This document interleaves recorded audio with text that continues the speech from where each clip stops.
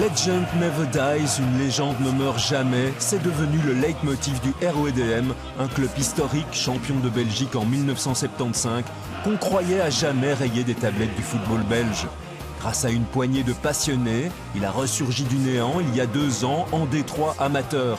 Depuis, c'est une véritable success story. Alors quelles sont aujourd'hui les forces vives de ce club, celles qui lui ont permis de revenir à l'avant-scène footballistique, celles qui clament à nouveau haut et fort qu'une légende ne meurt jamais.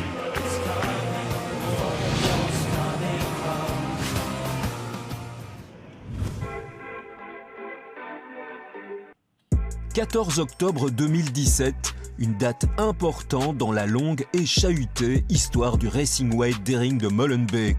Le club, 15 mois après son retour sur la scène du football belge, dispose à nouveau de l'ensemble des installations du stade Edmond Mactense.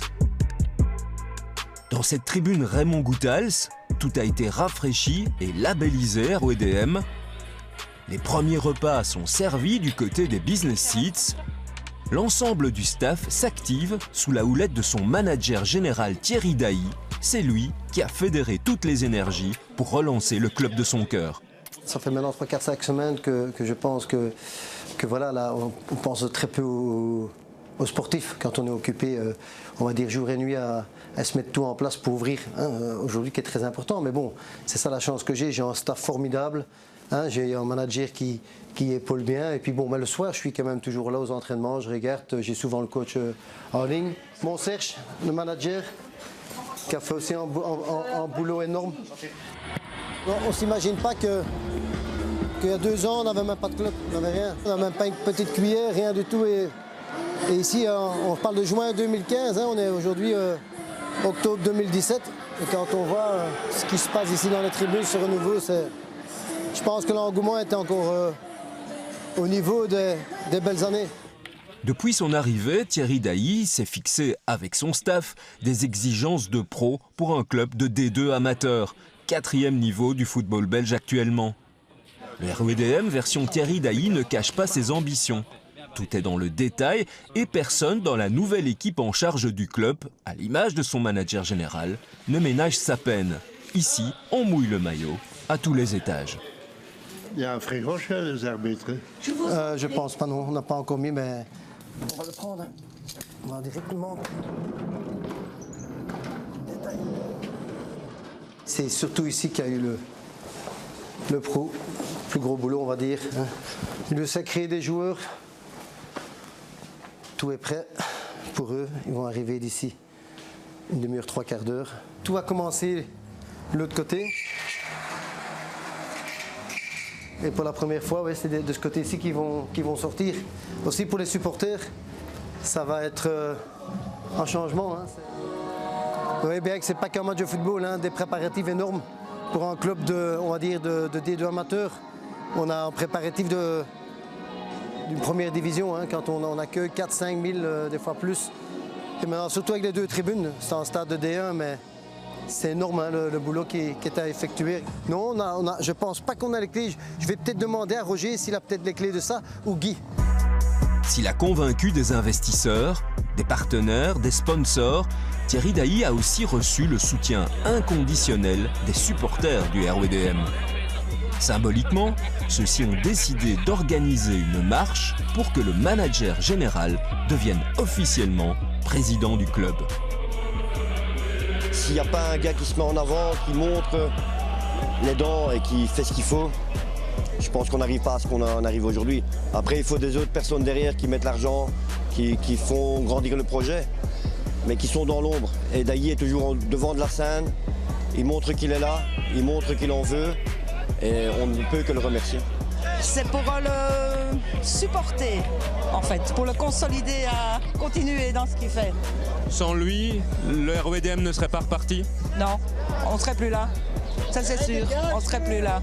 On y a cru. Ils ont essayé à vendre quelques trucs là-bas, mais bon, il fallait quand même des gens qui s'y mettaient vraiment et qui avaient un peu d'argent, quoi. Hein.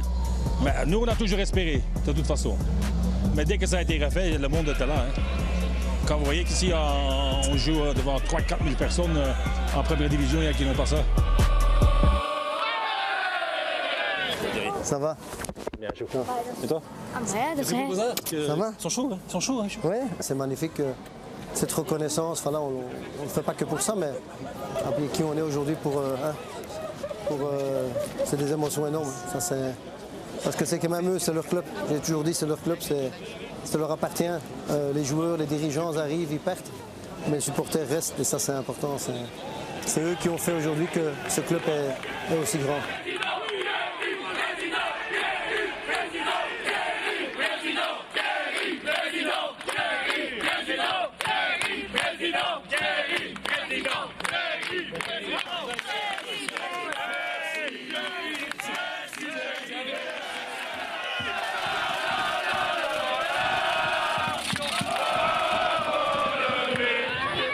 C'est un projet sportif, mais social aussi, et c'est très important, surtout à Molenbeek. Sur 2 ans de temps, 700 jeunes, tous les parents, c'est formidable. Et ces enfants qui revivent, et ce qui se passe est magnifique. C'est magnifique et voilà, il y a encore beaucoup de boulot, hein, énormément de boulot, mais bon voilà, ça c'est de l'oxygène.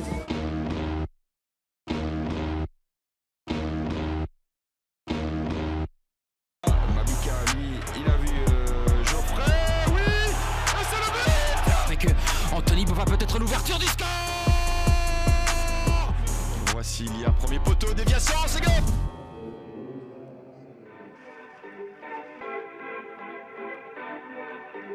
Les semaines défilent et le RWDM poursuit son parcours au rythme d'un futur champion. C'est d'ailleurs en leader que les Molenbeekois accueillent en ce 16 décembre leur concurrent direct, le Football Club liégeois. Un match au sommet pour lequel toutes les forces vives du club sont à nouveau mobilisées. Parmi elles, les incontournables bénévoles. Ces passionnés ont chacun leur rôle à jouer. DJ, photographe ou comme Madame Kneut, servir le café et morceaux de tarte, entre autres aux officiels de l'équipe adverse. C'est une salle de réception pour la réception à la mi-temps. Et alors avant le match, on a la presse qui vient, les policiers, oui. Il y a un va-et-vient comme ça, oui. Bien chaud, madame. Oui, un petit fond. Ouais. Vous êtes bénévole depuis combien de temps? Depuis toujours, on s'occupe de football avec mon mari, on s'occupait de football, et des jeunes, on s'est beaucoup occupé, déjà ici au RWDM aussi. Oui, du temps qu'ici c'était l'ancienne tribune, hein. Oui, il y avait la vieille buvette là derrière et une autre ambiance, hein. Toute autre ambiance, hein.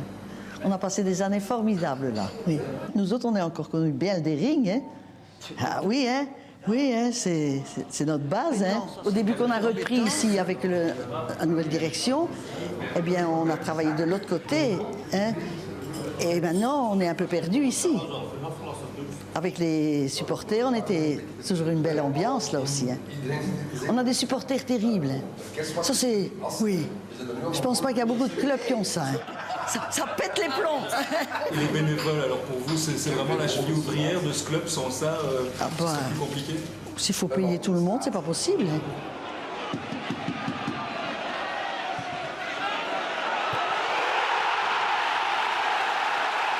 C'est des moments inoubliables. C'est le moment que j'attends toute la semaine. Un goal et le voir. Ah oui, et le voir être sur le terrain, pouvoir après ça transmettre mes photos aux supporters, au club, c'est un réel bonheur pour moi en fait. Hein. À la base, je suis photographe et j'ai toujours pris les photos. Mais la première année, j'ai souvent donné un coup de main et encore maintenant, je donne un coup de main, porter les ballons, porter un sac et donner une feuille de match aux journalistes. Voilà quoi. Donc, multifonction, mais avant tout photographe. Ici, on a énormément de bénévoles et tout le monde fait ça avec cœur. D'ailleurs, j'en profite pour les remercier parce que je ne suis pas seul. Hein, donc, c'est très important ce travail de l'ombre. Au départ, on se demandait si ça allait tenir la route et on voit qu'on grandit même peut-être un peu trop vite. Mais c'est fabuleux quoi. Quand tu vois la tribune qui est pleine comme ça, les médias qui suivent, c'est un réel bonheur. Qui peut me dire le score à la fin du match? 4-0. Et la Louvière match nul quand même. Donc ça va aller, je crois. C'est un beau cadeau de Noël. Hein. We are the champions. Montre mon rôle au club. d'essayer de mettre un peu une bonne ambiance, mais là, enfin, d'améliorer encore parce qu'en général elle est très bonne d'office, et de faire amuser les gens, de faire danser un peu les gens.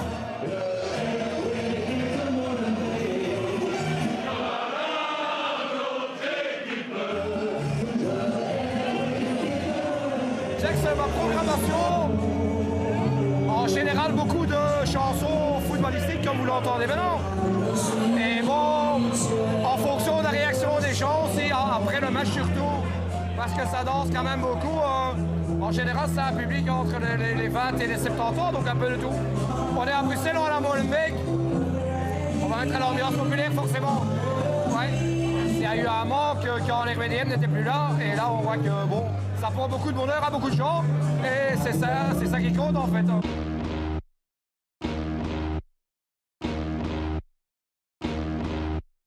Il dégage Charon, attention, et but! Il ne met pas assez rapidement Mbouba, et but! Si c'est bonne balle vers Mbouba, ça y est, le break c'est fait. Dimanche 25 mars, le RWDM s'est lancé dans son sprint final. Cet après-midi, il pourrait être sacré champion si les résultats lui sont favorables. Un deuxième titre d'affilée. Cette réussite et tout ce qui a été mis en place pour l'atteindre passe aussi par le redéveloppement de l'Académie des jeunes, autre fer de lance du renouveau du club. Lucas et Soufiane font partie des U17. Leur équipe vient de remporter le titre dans sa catégorie. Lucas et Soufiane ont joué précédemment dans des équipes d'âge de D1, comme Charleroi et Zulte Waregem, et même si ici nous sommes en D2 amateur, ils ont été convaincus par le projet molenbeekois. Directement, on est venu visiter le complexe. On a vu que leur projet était très ambitieux. C'est un club qui évolue assez bien, qui est assez organisé et qui nous permet d'évoluer à l'aise. Et en fait, moi, dans ce club, je connais déjà tout le monde, puisque avant, le RWDM, qui était le Bruxelles, je jouais déjà là avant. Et ce club m'est très familier. 600 jeunes garçons, 42 équipes en championnat, 100 jeunes filles, l'académie est en pleine expansion. Une académie qui retrouve peu à peu sa réputation d'il y a une vingtaine d'années. Je l'ai bien vécu puisque j'étais déjà directeur technique en fin de carrière. Quand je jouais encore, j'étais déjà directeur technique. Et à l'époque, on avait une école de jeunes qui était réputée. Et je pense qu'on a servi un peu d'exemple à beaucoup d'autres. Maintenant, il faut recréer. Et donc, comme je l'ai dit, ce n'est pas en 1 an, 2 ans qu'on va la recréer, mais il y a un engouement certain et on y travaille fermement. Par rapport à l'année passée où on a débuté, c'est déjà le jour et la nuit. Et on voit un engouement, les gens, les parents qui suivent, du moins dans mon groupe, j'avais tous les parents, chose qui est phénoménale. Parce que justement, il y a un vrai esprit de groupe, d'équipe, il y a une vie dans le club. Une vie au club et une académie qui se veut école de vie. C'est comme dans chaque domaine, on insiste à chaque fois sur le respect d'autrui, du coach, de l'arbitre. Toutes ces petites choses en dehors du terrain qui sont assez importantes aux yeux du club. Le football, ça ne doit pas servir qu'au football, parce qu'il y a beaucoup d'appelés et peu d'élus. Mais la discipline qu'on leur inculque dans l'esprit de groupe, le respect de soi, de l'adversaire, des délégués et de tout le monde, ça peut servir pour toute la vie. Votre rêve, c'est de se retrouver comme aujourd'hui avec l'équipe première? Oui, pourquoi pas, comme chaque jeune du RWDM. Je suppose que tout le monde veut fouler la pelouse au stade de Montmartens. Molenbeek a toujours été une pépinière de joueurs pour les équipes premières. Évidemment, tous n'auront pas la place ici. On ne sait pas faire une équipe première avec soit 50, 60 joueurs, même s'ils sont là, mais qui puissent jouer au plus haut niveau, ceux qui ont les capacités. Il faut former des joueurs pour l'équipe première, un maximum, et les autres en faire des supporters. Donc on est gagnant à tous les coups. Les supporters, c'est par milliers qu'ils rejoignent les tribunes du stade Mactens tous les 15 jours, comme David, Thierry et Alain, président du fan club, le Side 47. Le RWDM, c'est un club de supporters. En fait, c'est même les supporters Thierry Dailly et tout ça, qui ont repris ce club, qui nous font de nouveau vibrer. C'est un club de supporters. Bon, maintenant, après, il y a les sponsors qui viennent avec et tout ça, mais qui ont eux-mêmes aussi un âme au RWDM. On se réunit 2 heures avant le match, 3 heures, et puis voilà, on partage des choses, et puis voilà, on se revoit, c'est une occasion de se voir aussi, donc voilà, c'est ça qui est chouette. La plupart des supporters, c'est souvent de père en fils. Moi personnellement, j'ai mon grand-père qui était supporter du Daring, mon père et moi. Et bon, j'ai maintenant des enfants, j'espère qu'ils suivront, puisque c'est le futur de Molenbeek. Non, je pense que c'est la mentalité à Molenbeek, c'est de se dire qu'on lâche quand même jamais. Et on espère toujours, on y croit toujours. Et puis voilà, quoi, ça s'est refait. Et je pense qu'on est bien parti. À mon avis, on n'a pas encore fini. C'est terminé. Le RWDM s'incline à l'Olympique de Buzyn, mais dans le même temps, Durbuy a fait le travail face au RFC Liège. Le RWDM est donc champion en D2 amateur. Quelle émotion! C'est un renouveau, c'est une liesse, c'est une joie, c'est un moment historique.